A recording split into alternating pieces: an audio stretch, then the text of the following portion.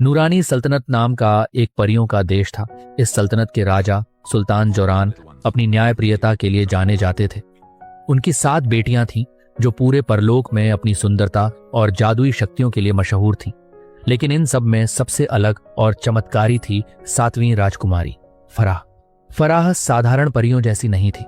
जब वह पैदा हुई थी तो पूरे नूरानी देश में सोने के फूलों की बारिश हुई थी। उसकी सबसे बड़ी विशेषता यह थी कि जब भी वह खुश होकर अपने पंख फड़फड़ाती या नृत्य करती, उसके वजूद से शुद्ध सोने के कण झड़ते थे। जहां फराह के कदम पड़ते वहां की मिट्टी सुनहरी हो जाए। उसकी आवाज में वह जादू था कि मुरझाए हुए फूल भी खिल उठते थे। Open your eyes, little friends of the sun, for the new day has now begun. सुल्तान जौहरान और मलका जीनत फराह को अपनी जान से ज्यादा चाहते थे, लेकिन यही प्यार उसकी 6 बड़ी बहनों के दिलों में नफरत का जहर घोल रहा था। बड़ी बहनें ज़ारा, मायरा, सारा, कायनात, आयत और जोया हमेशा इस बात से जलती थीं कि महल का हर सेवक और सल्तनत का हर एक इंसान सिर्फ फराह की चर्चा करता है। उन्हें लगता था कि फराह की गोल्डन डस्ट ने उनकी अपनी चमक को फीका कर दिया है। एक शाम जब आसमान में चांद पूरी रोशनी बिखेर रहा था, सुल्तान ने एक गुप्त सभा बुलाई। उन्होंने मलका से कहा, जीनत, फराह का 16वां साल करीब आ रहा है। इस राज्य के गद्दी के लिए फराह ही सबसे सही है, क्योंकि वो सदियों की परी है। उसके पास वो शक्ति है जिससे वो किसी भी शुद्ध हृदय वाले इंसान की 3 इच्छाएं पूरी कर सकती है। लेकिन ये शक्ति उसके लिए खतरा भी है। अगर उसे किसी ने गलत इरादे से इस्तेमाल किया तो वो अपनी जान गंवा सकती है। महल की दीवारों के पीछे छिपी बड़ी बहन ज़ारा ने यह सब सुन लिया। I have heard everything. उसने तुरंत अपनी बाकी बहनों को इकट्ठा किया। बहनों, पिताजी फराह को सिंहासन सौंपने की सोच रहे हैं। नहीं, ये सच नहीं हो सकता। हमें कुछ करना होगा। वे उसे हम सबसे ऊंचा दर्जा देते हैं। हमें उसे हमेशा के लिए रास्ते से हटाना होगा। कायनात ने डरते हुए पूछा, लेकिन हम उसे नुकसान कैसे पहुंचा सकते हैं? पिताजी को पता चला तो वे हमें कभी माफ नहीं करेंगे। ज़ारा के चेहरे पर एक कुटिल मुस्कान आई। हम उसे मारेंगे नहीं, हम उसे उस काली खाई में फेंक देंगे जहां से आज तक कोई परी वापस नहीं आई। सुना है वहां एक श्रापित परी रहती है जो उजाले से नफरत करती है। अगले कुछ दिनों तक बहनों ने अपना व्यवहार पूरी तरह बदल लिया। वे फराह के साथ प्यार से रहने लगी, उसके साथ बागों में खेलती और उसे झूठी कहानियां सुनाती। मासूम फराह जो अपनी बहनों से बेहद प्यार करती थी, उनकी इस चाल को समझ न सकी। उसे लगा कि उसकी बहनें आखिरकार उसे स्वीकार कर रही हैं। एक दोपहर जब सुल्तान किसी शाही काम से बाहर गए थे, ज़ारा फराह के पास आई। फराह, आज हम तुम्हें एक ऐसी जगह ले चलेंगे जहां सबसे दुर्लभ नीले गुलाब खिलते हैं। क्या तुम हमारे साथ चलोगी? फराह की आंखों में चमक आ गई। बिल्कुल ज़ारा आपा। मुझे तो नीले गुलाब बहुत पसंद हैं। 7 बहनें उड़ते हुए सल्तनत की सरहद को पार कर गईं। जैसे जैसे वे आगे बढ़ीं, बादलों का रंग गहरा होता गया। उजाला धुंधला होने लगा और हवा में एक अजीब सी ठंडक घुल गई। फराह घबरा गई। आपा, यहाँ तो बहुत अंधेरा है। क्या हम रास्ता भटक गए हैं? सारा ने कठोर आवाज में कहा। नहीं फराह, हम बिल्कुल सही जगह हैं। अचानक वे एक ऐसी जगह रुकी जहां जमीन फटी हुई थी और नीचे से काली धुआं निकल रहा था। यह काली खाई थी। इससे पहले कि फराह कुछ समझ पाती, 6 बहनों ने मिलकर उसे जोर से धक्का दे दिया। फराह की चीख बादलों में गूंज उठी, लेकिन उसकी बहनों के दिल नहीं पसीजे। वे उसे गिरता हुआ देखकर वहां से भाग गईं और महल पहुंचकर यह झूठ फैला दिया कि फराह उड़ते हुए गलती से खाई में गिर गई। फराह गिरते गिरते एक पथरीली सतह पर जा रुकी। चारों तरफ अंधेरा था। उसके सुनहरी पंख धूल से भर गए थे और उसकी चमक फीकी पड़ने लगी थी। वह रोने लगी। मेरी बहनों ने मेरे साथ ऐसा क्यों किया? तभी अंधेरे में से 2 जलती हुई आंखें उभरी। एक भयानक आकृति फराह की ओर बढ़ी। ये वही श्रापित परी थी जिसका नाम जुल्मा था। जुल्मा का शरीर आधा काला था और उसके पंख कट चुके थे। जुल्मा ने अब कहा, एक और खूबसूरत खिलौना यहाँ मरने आया है। फराह डर से कांपने लगी। मुझे मत मारो, मैं वापस जाना चाहती हूँ। जुल्मा उसे करीब से देखने लगी। अचानक उसकी नजर फराह के गले पर मौजूद उस सुनहरी सितारे के निशान पर पड़ी जो केवल इच्छा पूरी करने वाली परी के पास होता है। जुल्मा की आंखों में उदासी छा गई। तुम तो वो परी हो जो दूसरों के सपने सच करती है। क्या तुम्हें पता है, मैं भी कभी तुम्हारी की तरह थी। मेरी सहेलियों ने मुझे इस खाई में फेंक दिया था क्योंकि वे मेरी सुंदरता से जलती थीं। फराह को जुल्मा की कहानी सुनकर बहुत दुख हुआ। उसने महसूस किया कि जुल्मा बुराई की मूर्ति नहीं बल्कि धोखे की शिकार एक बेबस रूह थी। जुल्मा, क्या हम यहाँ से कभी बाहर निकल सकते हैं? जुल्मा ने सिर हिलाया। सिर्फ एक रास्ता है, तुम्हें धरती पर जाना होगा। वहां तुम्हें वो इंसान ढूंढना होगा जो तुम्हें सबसे पहले देखेगा। तुम्हें उसकी 3 इच्छाएं पूरी करनी होंगी। लेकिन एक शर्त है, अगर वो इंसान अपनी एक इच्छा में तुम्हारे लिए कुछ अच्छा मांगता है तब आजाद हो पाओगी, वरना 7वें दिन तुम पत्थर की मूरत बन जाओ। जुल्मा ने अपनी बची कुची जादुई शक्तियों को इकट्ठा किया और एक प्राचीन जड़ी बूटी फराह को दी। इसे खा लो। तुम 7 दिनों के लिए एक साधारण मानव लड़की बन जाओगी। याद रखना फराह, इंसानों की दुनिया में बहुत लालच है। अपनी पहचान छुपा कर रखना। फराह ने जुल्मा को गले लगाया और वादा किया कि अगर वह बच गई तो वह उसे इस खाई से निकालने का रास्ता ढूंढ लेगी। एक जोरदार बिजली कड़की और फराह का शरीर रोशनी के एक गोले में तब्दील होकर ब्रह्मांड की गहराइयों में ओझल हो गया। जब फराह की आंख खुली तो उसे लहरों के टकराने की आवाज सुनाई दी। वह एक विशाल समुद्र के किनारे रेतीले तट पर पड़ी थी। उसके पंख गायब हो चुके थे और वह अब एक इंसान थी। सूरज डूब रहा था और आसमान गुलाबी और नारंगी रंगों से भरा था। फराह ने उठने की कोशिश की लेकिन उसे कमजोरी महसूस हो रही थी। तभी उसे दूर से किसी के आने की आहट सुनाई दी। एक नौजवान हाथ में जाल लिए समुद्र की ओर बढ़ रहा था। उसका नाम आर्यन था। आर्यन एक साधारण मछुआरा था। आर्यन ने रेत पर लेटी हुई फराह को देखा और ठिठक गया। तुम यहाँ इस हालत में कैसे? क्या तुम डूब गई थी? आर्यन ने उसकी तरफ हाथ बढ़ाया। फराह ने डरते हुए उसकी आंखों में देखा। उसे याद आया कि जुल्मा ने कहा था जो तुम्हें सबसे पहले देखेगा वही तुम्हारी 3 इच्छाओं का मालिक होगा। मैं भटक गई हूं, फराह ने धीमी आवाज में कहा। आर्यन ने उसे सहारा दिया। उसे नहीं पता था कि जिस लड़की की वह मदद कर रहा है वह असल में एक सुनहरी परी है और उसके पास अब 3 ऐसी इच्छाएं मांगने का अधिकार है जो दुनिया की किसी भी दौलत से बढ़कर है। आर्यन फराह को सहारा देकर अपनी छोटी सी झोपड़ी में ले आया। वह झोपड़ी समुद्र के किनारे एक ऊंचे टीले पर बनी थी जहां से लहरों का शोर साफ सुनाई देता था। आर्यन एक अनाथ था जिसने समुद्र को ही अपना माता पिता मान लिया था। उसकी जिंदगी सादगी और मेहनत से भरी थी। आर्यन ने कहा, यहाँ बैठो, मैं तुम्हारे लिए कुछ खाने को लाता हूँ।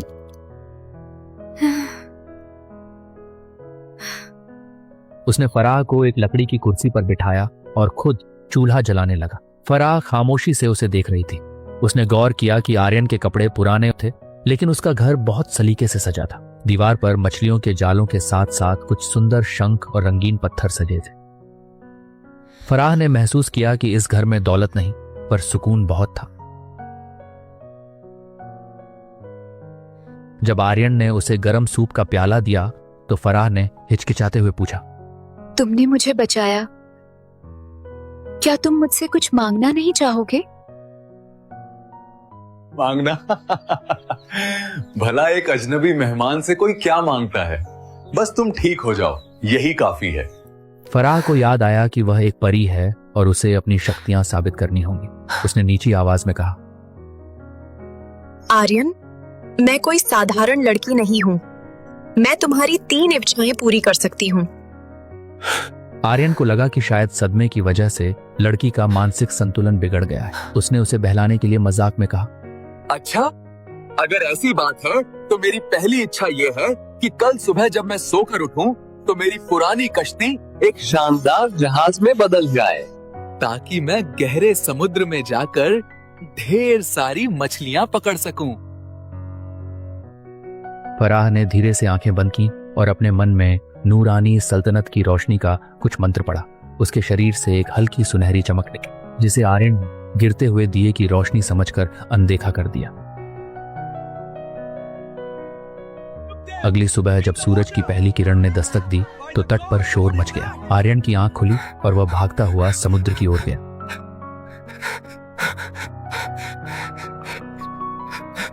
उसकी फटी हुई पुरानी नाव गायब थी और उसकी जगह एक विशाल चमकदार लकड़ी का जहाज खड़ा था जिस पर सुनहरे अक्षरों में एरियन लिखा था। गांव के लोग उसे हैरत से देख रहे थे।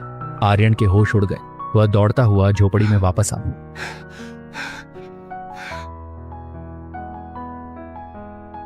ही बैठी उसका इंतजार कर रही थी। आर्यन की आवाज कांप रही थी। ये कैसे हुआ? तुमने सच कहा था। फराह ने सिर झुकाकर कहा, तुम्हारी पहली इच्छा पूरी हुई आर्यन। अब तुम्हारे पास 2 और इच्छाएं बाकी हैं। आर्यन अब डरा हुआ था। उसने आज तक जादू के बारे में सिर्फ कहानियों में सुना था। तुम कौन हो?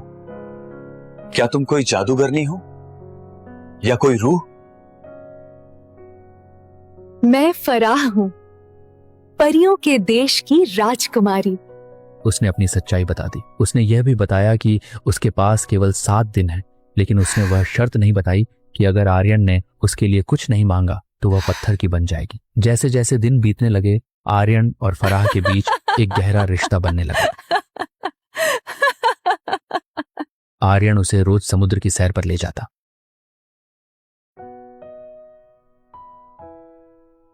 फराह को इंसानी दुनिया की छोटी छोटी चीजें जैसे बारिश में भीगना, गर्म चाय पीना और बच्चों का खिलखिलाना बहुत पसंद आने लगी। उसे लगा कि परियों की दुनिया से ज्यादा खूबसूरती तो यहाँ के एहसासों में है।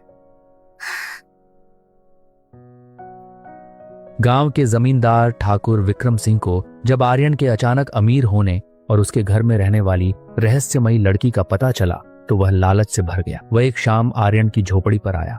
आर्यन, सुना है तुम्हारे पास एक ऐसी लड़की है जो सोना पैदा कर सकती है। ठाकुर ने अपनी मूंछों पर ताप देते वो मेरी मेहमान है ठाकुर, कोई जादू का तमाशा नहीं। आर्यन ने सख्ती से जवाब दिया। लेकिन ठाकुर ने फराह को देख लिया था। उसकी सुनहरी आंखों और चेहरे के नूर ने ठाकुर को यकीन दिला दिया कि यह लड़की कोई मामूली इंसान नहीं है। उसने मन ही मन उसे अगवा करने की योजना बना ली। 5वां दिन आ गया था। फराह धीरे धीरे कमजोर पड़ रही थी।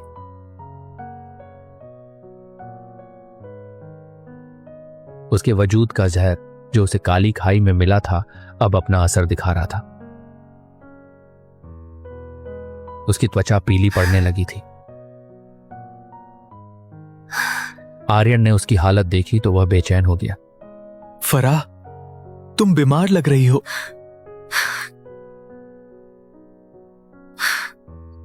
मुझे क्या करना चाहिए? क्या कोई हकीम तुम्हारी मदद कर सकता है? इंसानी दवाइयां मुझ पर काम नहीं करेंगी आर्यन। तुम अपनी दूसरी इच्छा मांग लो।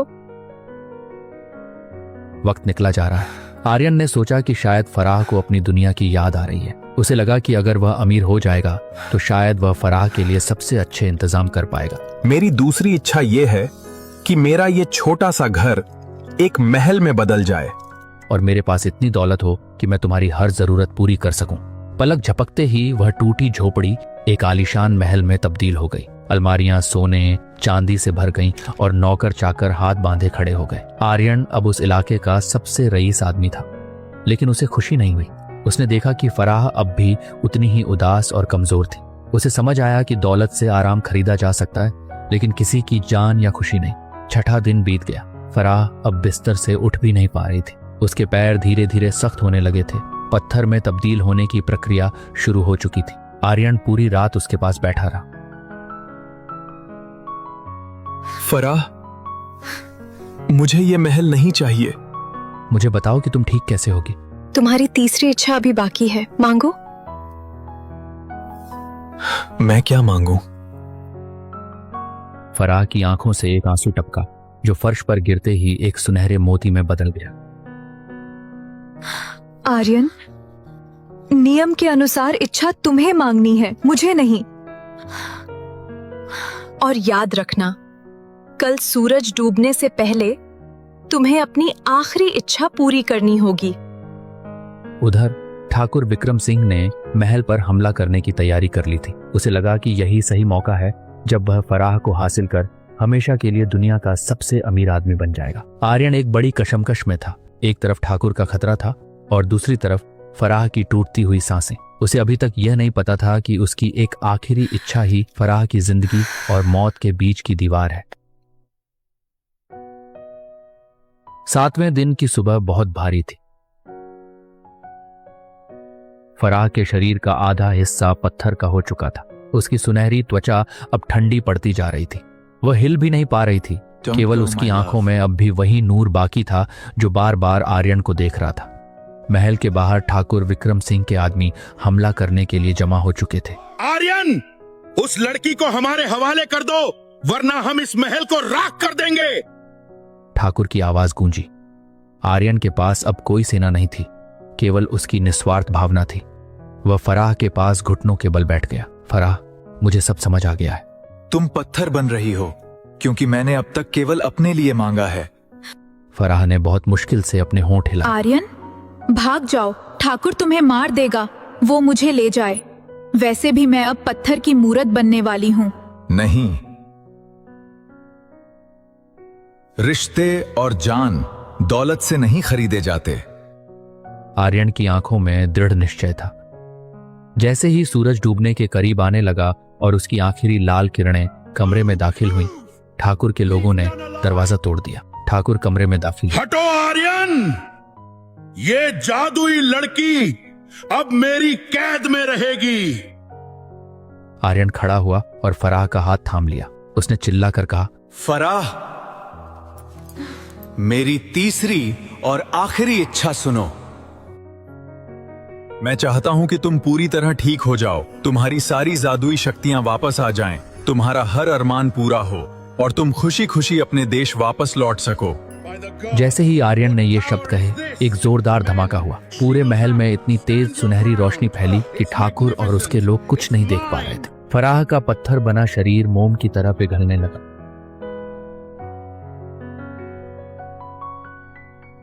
और उसकी जगह से हजारों सुनहरे पंख वाले परिंदे निकलते महसूस हुए। फराह हवा में ऊपर उठी। उसके पंख वापस आ चुके थे, जो पहले से कहीं ज्यादा चमकदार और ताकतवर थे। उसकी दिव्य शक्ति के दबाव से ठाकुर और उसके आदमी महल से बाहर जा गिरे। उनके मन का लालच ही उनकी आंखों के सामने अंधेरा बनकर छा गया और वे डर के कारण वहां से भाग खड़े हुए। फराह अब एक साधारण लड़की नहीं, बल्कि अपनी पूर्ण जादुई शक्ति में थी। उसने आर्यन की ओर हाथ बढ़ाया। आर्यन, तुमने अपनी आखिरी इच्छा मेरे लिए कुर्बान कर दी। तुम एक महान इंसान हो। लेकिन फराह का काम अभी अधूरा था। वह आर्यन को अपने साथ लेकर नूरानी सल्तनत की ओर उड़ी। जैसे ही वे बादलों को पार कर काली खाई के ऊपर पहुंची, फराह रुकी।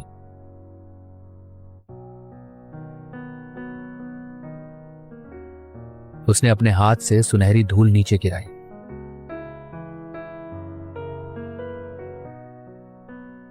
वह धूल जुल्मा, श्रापित परी, पर गिरी।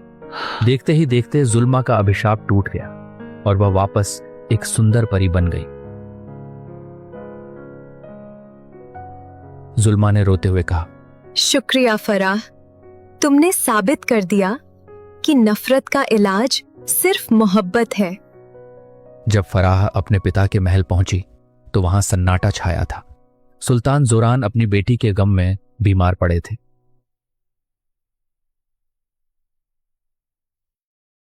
जैसे ही फराह ने दरबार में कदम रखा, उसकी छाहों बहनें उसे जिंदा देखकर थर-थर कांपने लगी। पिताजी, फराह सुल्तान के गले लग गई। सुल्तान की आंखों में आंसू आ गए। उन्होंने बहनों की ओर देखा, जिनके चेहरे सफेद पड़ चुके थे। बहनों ने फराह के पैरों में गिरकर माफी मांगी। हमें माफ कर दो फराह। फराह ने उन्हें शांत भाव से देखा। हाँ, आपा, मैंने आपको माफ किया। तुम। फराह ने सभी बहनों को गले से लगाया। We love you, Farah. महल में जश्न का माहौल था। फराह अब नूरानी सल्तनत की रानी बन गई। सुल्तान ने आर्यन का शुक्रिया अदा किया। जवान, तुमने मेरी बेटी की जान बचाई है। तुम जो चाहो इनाम में मांग सकते हो। आर्यन ने मुस्कुराकर फराह की ओर देखा। सुल्तान, मुझे सोना या चांदी नहीं चाहिए। मैं बस फराह का हमसफर बनना चाहता हूं। सुल्तान ने अपनी जादुई छड़ी हवा में घुमाई। आर्यन के पैर धीरे धीरे हवा में उठने लगे और उसकी पीठ से सुंदर सफेद और सुनहरे पंख निकल आए। वह अब एक फेरीमैन बन चुका था। फराह और आर्यन ने एक दूसरे का हाथ थामा और आसमान की अनंत ऊंचाइयों में उड़ गए। अब वे केवल परियों के देश में नहीं, बल्कि कभी कभी उस समुद्र किनारे भी जाते जहां उनकी कहानी शुरू हुई थी।